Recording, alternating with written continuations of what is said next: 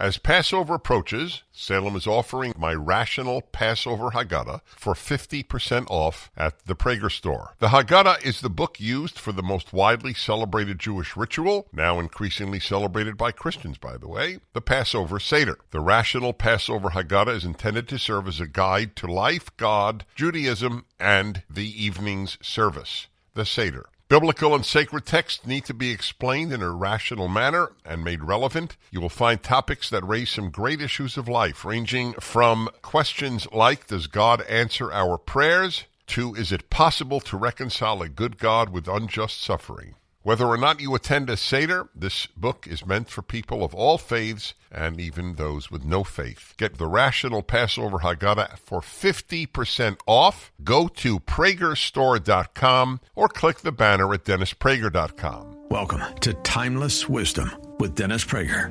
Hear thousands of hours of Dennis's lectures, courses, and classic radio programs. And to purchase Dennis Prager's Rational Bibles, go to DennisPrager.com. On today's episode of Timeless Wisdom. The irony is your kids will even enjoy you more if you don't depend on them for your happiness. I enjoy my parents precisely because they do have their own way to entertain themselves. They don't rely on me. They rely on my brother.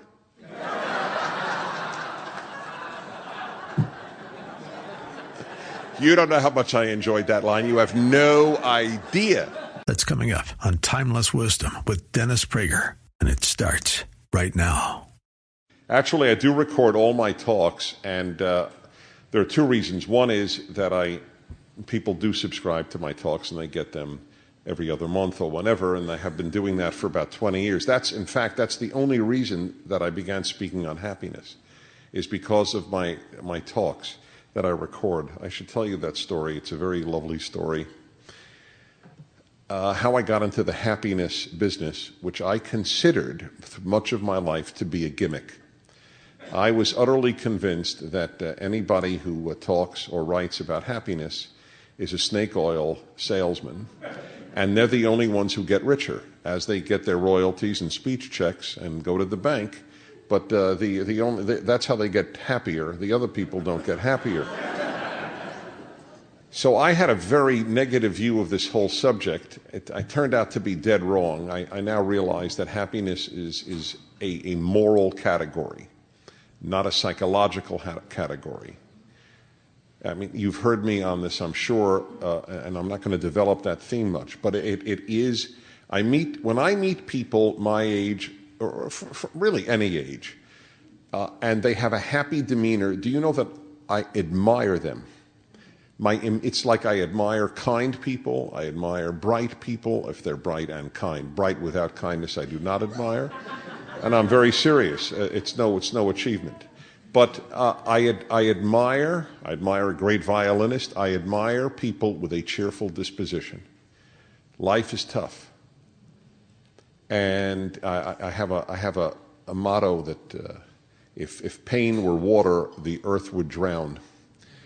And that there's just that much pain in the world, and that's just a given. And so I began this thanks to my lectures. I gave a lecture at UCLA on happiness. I was sure it was the last time I would ever speak publicly on happiness, because it just wasn't one of the lectures I gave. I recorded it, sent it out to my subscribers, and 6 months later I got a call from New York City from the articles editor, a woman at Red Book magazine. Not a magazine I normally read. It's a ladies' magazine. And let's put it this way. I am to Red Book what you women are to Stereophile. Okay? I'm as interested in Red Book as you are in my reading as a guy like Stereophile. But anyway, I got a call. It's Dennis Prager. Yes. Oh, I finally found you. Would like you to write an article on happiness for Red Book. To which I responded, which is not a good sign for my business acumen, why me? In retrospect, I realized she should have hung up. What do you mean, why you? If you don't know why you should write an article for Red Book, How the hell am I supposed to know why you should write an article for Red Book? So, but I was dead serious. I said, why me? And she said, well, I heard your lecture on happiness. I said, you did? You subscribed to my lectures? She said, I never heard of you in my life. She said, I just happened to be listening in my car one night in New York, and some station was playing your lecture. Turns out a bunch of crooks at WEVD in New York, with no permission, I mean, you know what the FCC could have fined them out of business. With no permission, nothing. Spent an hour broadcasting my lecture. Anyway, thank God for these crooks. I'm not kidding. These crooks shaped my life and have done great help to you who take my words on happiness seriously, and to me, who goes to the bank. No, it's just... Just kidding. Anyway, partially. And so, anyway, they played my talk. She said, I sat in my car just to hear, who is this guy? This is fantastic stuff. So they mentioned your name. Thank God they at least did that. And I looked you up. I finally found you, and I'd like you to write a piece. So I said, okay. She said, is $3,000 okay? Now, I always tell this. I had been writing for many journals, but not like Red Book. For example, commentary. And whenever I would write for commentary, I was paid with 6 copies of commentary. That was my payment, to give to friends. Hey, you want to see his latest commentary? $3,000. And I remember feeling we should all live so long, as I remember thinking I was right. The only people who get happier from writing on happiness are the authors. $3,000, and this is 20 years ago. So I said, fine. Look, the woman could have said $11.15. I would have said yes. In fact, probably I would have done it for 6 copies of Red Book. Anyway, it got published, and then Reader's Digest published it in its editions around the world, and then I got calls from places to write a book, and the rest is history, as it were. But it all began because I record my lectures. That's how I remember to tell you this. So you never know where there's a second reason, though, that I do. I'm so often misquoted that it is critical for me to have everything that I say quoted. So let me talk to you about the time we're in and the issue of happiness, in no order of importance. I feel very, very vindicated by everything that I wrote in my book on happiness and everything I've said to you on the Happiness Hour. See, it's one thing, you might think, to be happy in a time of affluence. It's easy to talk about happiness when people aren't worrying financially, right? They have other worries in life, but at least not financially. But with a real downturn, now, are my theories accurate or not? This is when they're tested. And I feel utterly vindicated by every single thing that I have talked about, including what I wrote. You don't have to trust that I said this. What I wrote about money in my book on happiness. I'll tell you exactly what I wrote. I said this. Money makes the happy happier and makes the unhappy unhappier. This episode of Timeless Wisdom will continue right after this. Is losing weight getting harder as you get older? It's not your fault. You're eating better, you're moving more, but your body isn't responding anymore. At PhD Weight Loss, they help people identify what's actually blocking fat loss and help increase your lifespan. If you want to understand why your body isn't cooperating, call PhD Weight Loss now and book your consultation at 864-644-1900. Mention Dennis Prager and you get 2 weeks free in the program, and they'll pay for your food. That's a $1,500 value absolutely free. Call 864-644-1900. Now, back to more of Dennis Prager's Timeless Wisdom. And that's all it does. And I want to explain, and it's in the book, so I couldn't make this up. Money has the following role. If you are essentially happy, then you gain more money. That's wonderful. You know what to do with it. You spend it wisely. You didn't rely on it to be happy. But now that you have it, it's a real bonus in life. Wow, in addition to all of what I have going on in my life and in my own attitude toward life, now I have some money. So it will make the happy happier. But it will not make the unhappy happier. It will make the unhappy unhappier. And the reason is this. Many unhappy people think that if they got money, then that would solve their problems. Then they would be happy. And that happens sometimes where the unhappy do get money. I mean, in the normal scheme of things in American life, people do get money. You just buy a simple house, it appreciated in value for decades, correct? So people had money. They took their equity, they spent it, they went on trips, they bought things, and so on. But they didn't get any happier. In fact, they got more unhappy because the thing they thought would give them happiness didn't. Then you're doomed. See, the rich unhappy have it the worst. They have nothing to look forward to. The poor unhappy can fantasize that if they were rich, they would be happy.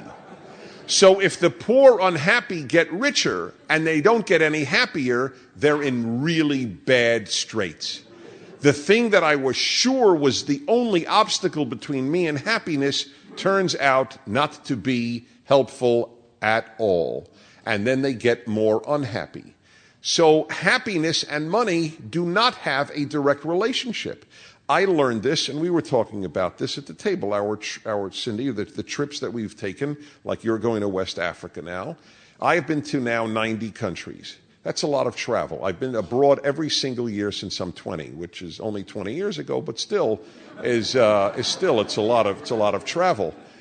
And I have seen a lot of the world. Much of the travel, of course, is to third world countries.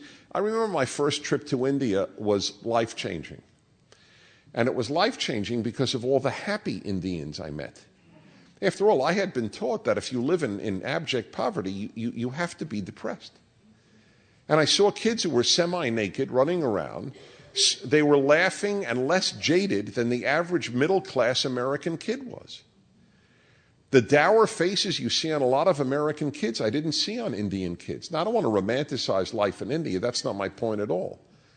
And they would like more money, believe me. And they'd like to have a roof that didn't leak. And they would like to be treated by a doctor. Of course. And I want them to be. I'm not saying it's a source of their happiness. I said that they were able to be happy, to have a joie de vivre, a joy of life, despite their circumstances. I have found in my life, whether in the middle of the richest part of Earth, in Southern California and New York, or in the poorest parts of the world, I have found that the linkage between money and happiness is minimal. Obviously, there is a level of poverty where life is just so awful. Of course it matters.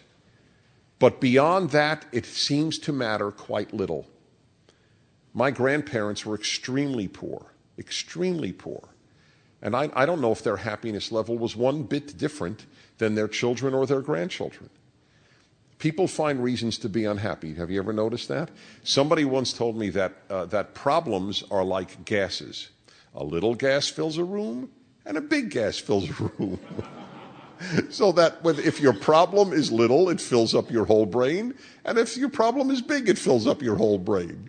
That somehow we figure out a way to be miserable no matter what. And that is true. And sometimes, by the way, it's a legitimate reason. I'm not saying that it isn't, but what legitimate or not is a very subjective thing. So what is happening, I think, when I talk to people, look, a lot of you are hurting right now. I'm hurting right now. They're hurting right now. I think at least one of you so acknowledged. And yet, I look at you. You came this evening. I don't think that you have sunk into a depression. You probably wouldn't have come if you were. Somehow life goes on, doesn't it? Somehow you watch your portfolio sink to very small numbers that you can't believe in. You know you're going to have to work more years. But somehow or other, you're capable of going on. I'm capable of going on. Everybody else is. And that's because we have reservoirs of strength and reservoirs of happiness providers that transcend money. I'm not minimizing the role of money. Money gives you security. Money gives you the opportunity to get the best health care, gives you the opportunity to take care of a relative who is sick, and whether it's a parent or a child or a nephew or niece, whatever it might be. Money used properly is a wonderful, wonderful thing. People can then go and cruise around the world with me and see these wonderful places. And I do think that adds to their happiness. I don't knock it. I just say it isn't nearly as important. And I've always said this. That's why I have credibility with you right now. I'm not saying it to make you feel good. I said it when you were rich. That's the point. I'm not changing my word. My message on happiness is identical today to what it was when people and I were doing much better.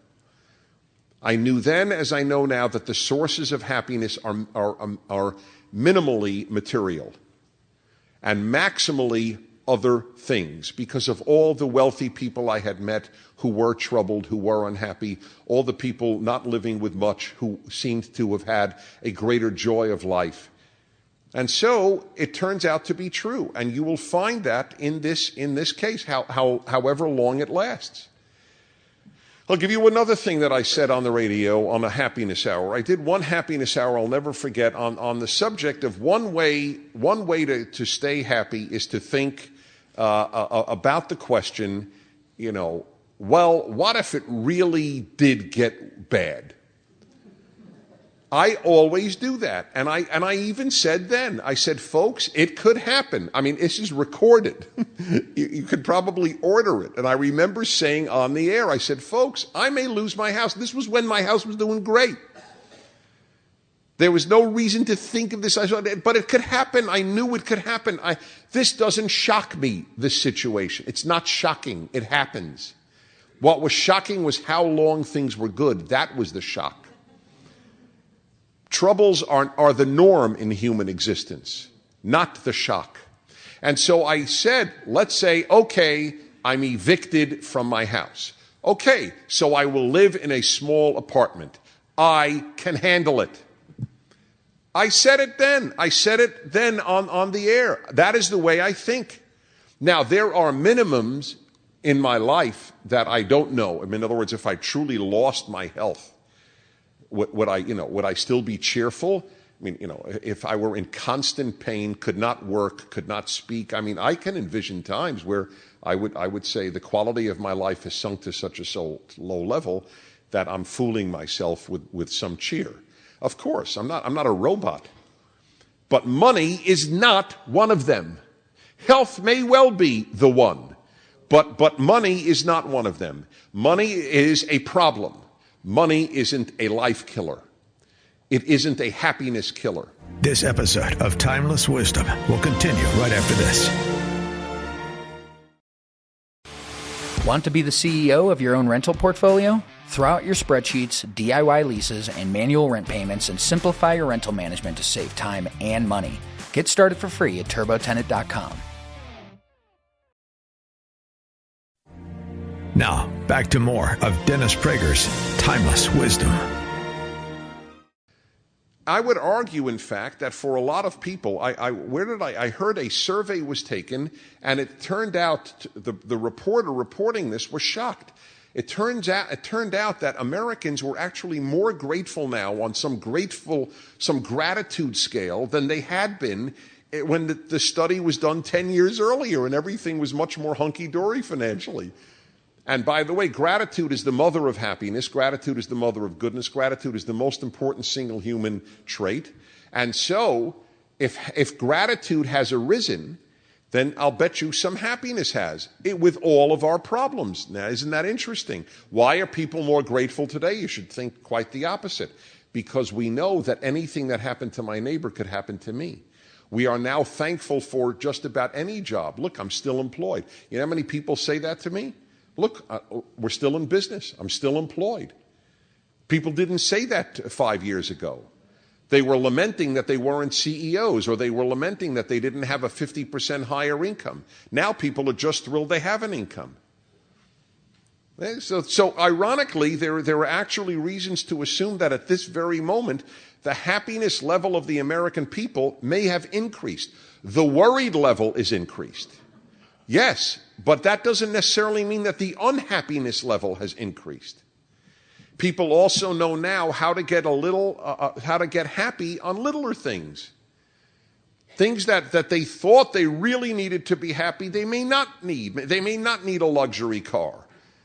They may not need the finest restaurant. And I want restaurants to stay in business. I want luxury cars. One of my sponsors makes luxury cars, and they're the best.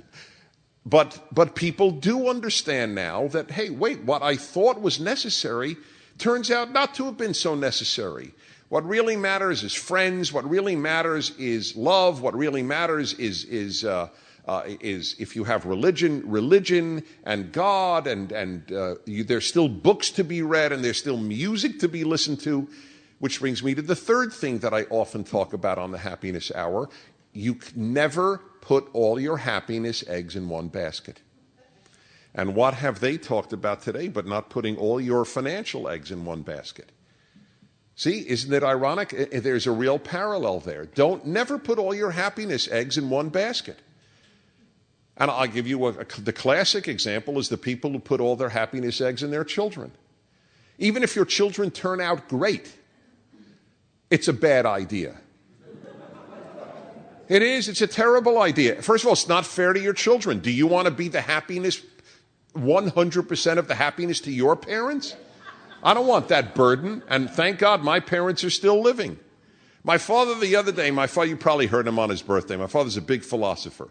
And my father said the other day on the phone, in fact, Sue heard it, my wife, Sue. And I should introduce you. My wife, Sue. Would you please stand, Sue? Thank you.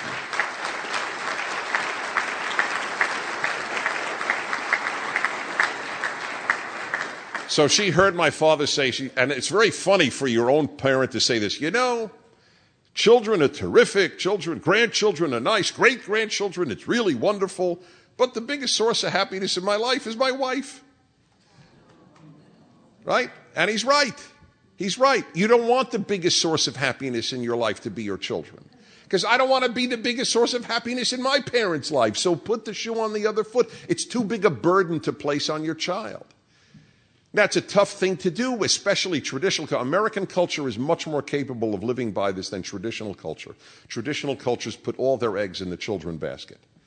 And it had terrible impact. That's why people came to the United States. They didn't want some of those old-fashioned ideas, like you live for your child. If you live for your child, it's not good for your child. Okay? So, not to say that they can't be sources of pleasure and joy, or grandchildren. I'm told, it's like that's the best thing, since sliced bread and so on, and that's great. But you can't put all your eggs in any happiness basket. The irony, by the way, is your kids will even enjoy you more if you don't depend on them for your happiness. I enjoy my parents precisely because they do have their own way to entertain themselves. They don't rely on me. They rely on my brother.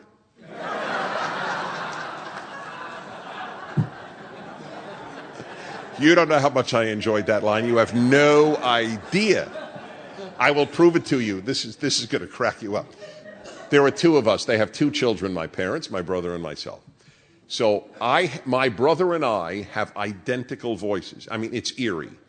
So much so when I visit him, my brother is a prominent physician in New York at Columbia Presbyterian Hospital. And he's a professor of medicine at Columbia University. And whenever I have visited him and just start talking, people would say, oh, Dr. Prager's here. If they didn't see the face, and if they'd see the face, they'd almost get scared. That's how similar the voice. My parents often can't tell the difference, so I call up. This happened about a year ago. I call up and I go, hi, Ma. And my mother says, oh, Kenny. And I decided, yeah, I'll play along. So this was revelatory. So I said, yeah, this is Kenny. And then my mother goes into a 2-minute description of all the ailments that she has. And I realized my brother has a different mother than I do. It's a phenomenon. It was a phenomenon. I am sitting there going, oh my God, I didn't know that. No kid, really? Wow. When she thinks it's Dennis, it goes like this. Ma, how you doing? Great. Great. Everything's, how you feeling? I feel great. But my brother is a doctor. So he gets every bloody ailment my mother has, everything that aches in her body. It's a totally different world. So I now only say it's Dennis. The second I call, I go, it's Dennis, Ma, it's Dennis. Okay. I told my brother to say he's Dennis, and it would be, but he has, I don't know if he's done that. You can't put all your happiness eggs in one basket. The more, and again, I made a talk for you tonight based on everything that I have said when things were great for people. Okay? Just want you to understand that. The theories are being tested now, and they're coming through. And so I said, maximize the areas of life that bring you joy. Maximize them. The more that brings you joy, reading, music, travel, friends, religion, spouse, whatever, maximize those things. Use them. There should be very many baskets where happiness can be derived from in life. If it's only one place, and God forbid it was money, then you're doomed. Then you really are doomed. By the way, even if you get rich and money is a big basket for your eggs, you're finished, because you will spend your life worrying. Friends that I have who have been preoccupied with the market, even when they were doing well, they were preoccupied. I followed my grandfather's advice. I said this on the air too. It didn't help because I had real estate, so I was killed there. But I bought one stock in my entire life. Actually, didn't buy it. I was given it when I left ABC. It was owned by Disney. Disney gave me stock. I have no idea what it's doing. But that's it. I am one of the only people in my socioeconomic status who didn't buy stocks. I'm not proud of it. It's not here or there, but I know what it came from. I'm not interested terribly in money. So long as I have enough to live on, I have always been very, very grateful. I'm not proud of that. I should have been more preoccupied in my life with it, but in any event, that's my nature. But my grandfather, who lost a lot in the Depression, and whom I loved very much, would say to me, Dennis, actually called me Denila, if you want, never buy stocks. If you want to gamble, go to the racetrack. It's more honest. And for whatever reason, it stayed in my mind. Not that I go to the racetrack, because I don't have a big gambling instinct, but be that as it may, my friends who were preoccupied with stocks and who really knew the market, and first thing every day got some either email or before email, look at the paper on the market page, they didn't sleep well. So what's the good? What was the happiness? I kept thinking, your stocks are going up, but you're not very happy. You're worried, and the first thing you look at every day is, how did my stock do? So it's like if your children, even if they're wonderful, don't put all your eggs in the children basket. Even if your stocks are doing well, don't put all your stocks in the money basket. This episode of Timeless Wisdom will continue right after this. As Passover approaches, Salem is offering my Rational Passover Haggadah for 50% off at the Prager store. The Haggadah is the book used for the most widely celebrated Jewish ritual, now increasingly celebrated by Christians, by the way, the Passover Seder. The Rational Passover Haggadah is intended to serve as a guide to life, God, Judaism, and the evening's service, the Seder. Biblical and sacred texts need to be explained in a rational manner and made relevant. You will find topics that raise some great issues of life, ranging from questions like, does God answer our prayers, to is it possible to reconcile a good God with unjust suffering? Whether or not you attend a Seder, this book is meant for people of all faiths and even those with no faith. Get the Rational Passover Haggadah for 50% off. Go to PragerStore.com or click the banner at DennisPrager.com. Now, back to more of Dennis Prager's Timeless Wisdom. So, joy wherever you can find it.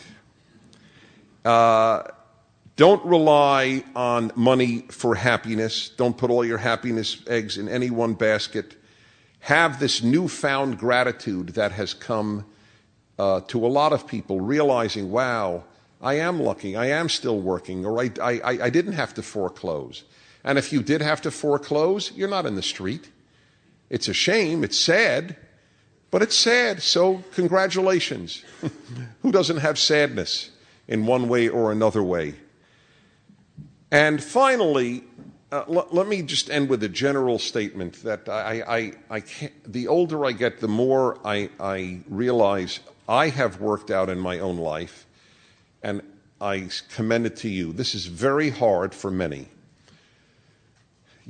Happiness must come from your mind. We think of happiness as a feeling. We should think of happiness instead as an attitude or a philosophy. If you rely on your feelings to tell you whether you're happy or not, you will be a roller coaster. Because in any given day, forget any given decade, in any given day, you will be up and down. You wake up feeling one way, in the middle of the day you feel another, something bad happens, you feel bad, something good happens, you feel good. You go to bed and something else happened, and then you think in bed, or then you wake up at night, you go nuts, which is what a lot of people do, go nuts. I advocate the power of your mind over your brain. The brain is the seat of feelings. The mind is the seat of reason.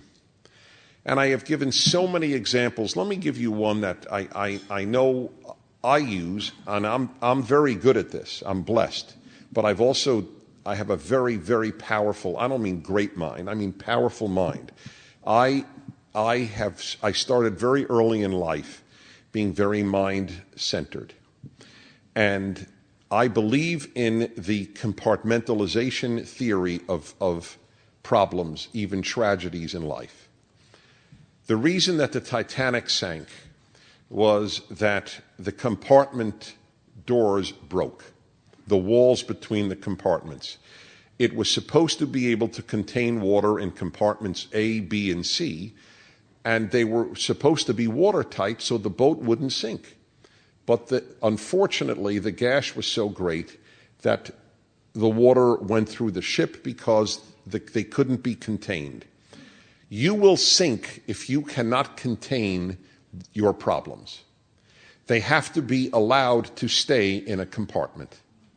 Now, you will say, very nice, easy to say, not so easy to do. That may well be.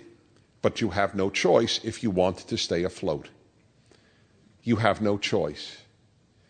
If there is a real given pain in your life, a parent, a child, a bad marriage, a financial, whatever it might be, you have to be able to know it's there, but not let it toxify the rest of your mind by allowing the walls to crumble between the containers and thereby sink your ship of life. You have to do that. And that's where you train your mind. You work, again, a good way to do it is maximize the good things. Everyone who has a big problem also has big blessings. Everyone I know. I can't say everyone on earth. If you're in North Korea, I assure you, life is more bad than good. I would not give this speech in North Korea. Okay, I know that. We're very blessed not to be living in a North Korea-like place.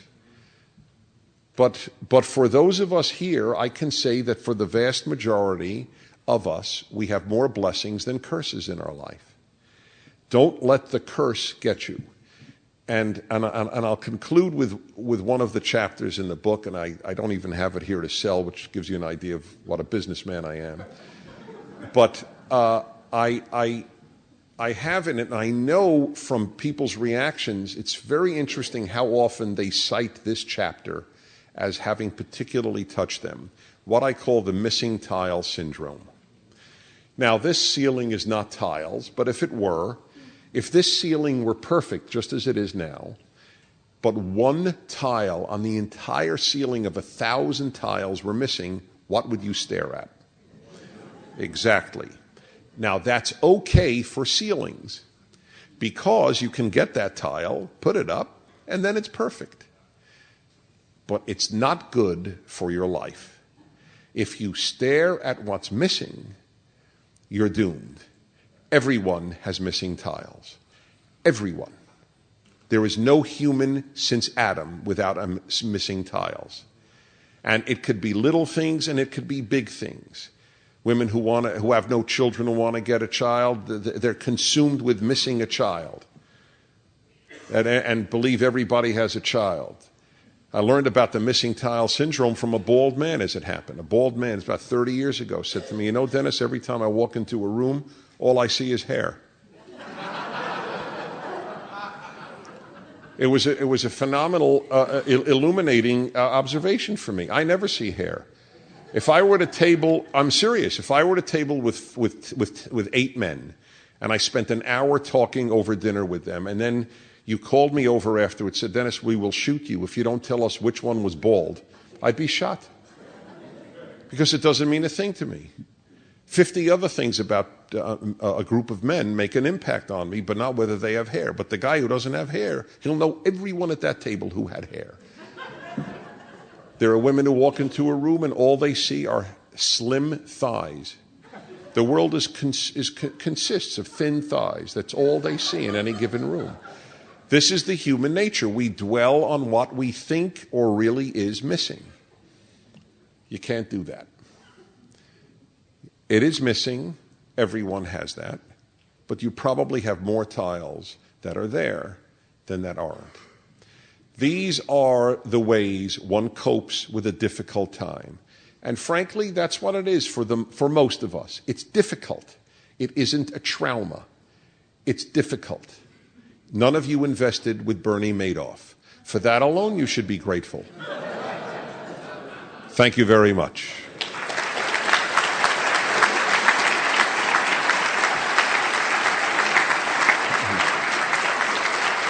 Thank you. Tomorrow on Timeless Wisdom with Dennis Prager. Whenever I speak about men and women, I offer this thought, that if we could swap brains for a day, men with women and women with men, this is what would happen.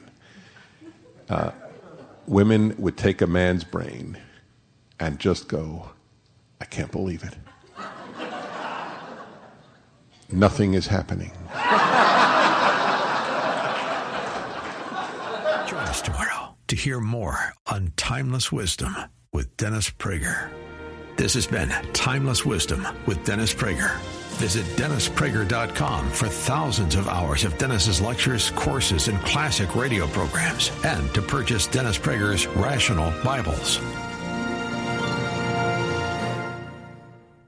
In times like these, we all need a word of encouragement. From pastor and best-selling author Max Lucado comes the Max Lucado Encouraging Word podcast. With over 40 years of ministry and more than 145 million books sold in 50 languages, Max shares the greatest story ever told, the living Savior who brings hope for a lifetime. Through rich biblical insight, heartfelt storytelling, you'll be reminded that God is always near, always for you, and always in you. Listen to the Max Lucado Encouraging Word podcast, where hope meets your day. Subscribe now wherever you get your podcasts.